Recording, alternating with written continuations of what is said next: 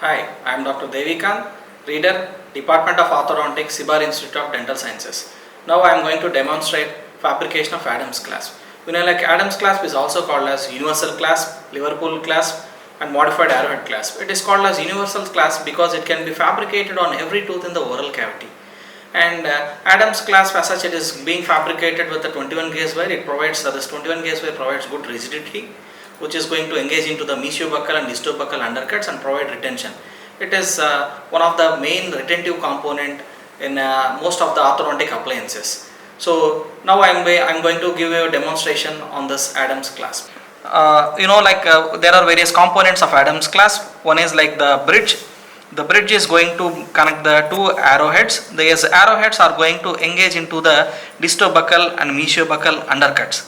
So after these arrowheads, we are going to fabricate the crossover wire, which is going to go across the occlusal part, and then it is going to get adapted into a retentive tag. So first we need to fabricate the bridge. The length of the bridge should be equal to the distance between the two line angles, that is the mesial-buccal and distal-buccal line angle. So why the length should be equal to this equal to the distance between the two line angles is immediately mesial to the mesial-buccal line angle will be the mesial-buccal undercut, and distal to the distal-buccal line angle will be the distal-buccal undercut. So if we are going to fabricate a bridge which is equal to whose length is equal to the inter line angle distance, then the arrowheads which we are going to fabricate will nicely sit into this undercut region. One other important thing is, if at all we are going to fabricate the bridge length little bit more than this the distance between the two line angles, there is a higher chances the arrowheads are going to engage into the proximal regions, interdental regions, rather than into the undercuts. So first you can cut out a 21 gauge wire, approximately 3 to 6 inches. So you can straighten this one initially. So this straightening does not need to be accurate. A rough straightening is adequate. So after straightening it, you can see I am going to place it over the markings on the model, and I am going to transfer the markings, the bridge length I am going to take, which is equal to a distance between the two line angles, or you can also consider the cusp tips. Mesial-buccal and distal-buccal cusp tips also can be considered to determine the length of the bridge.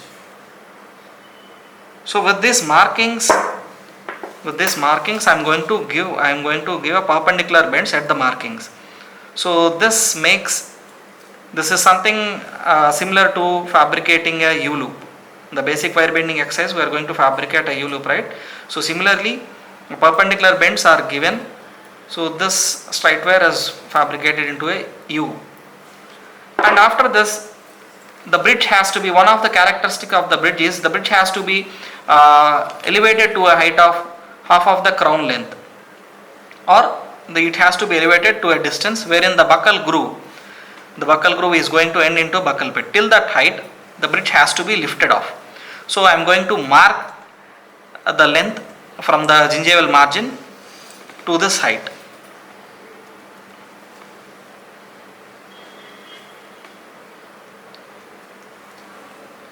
So as you can see here, so these are the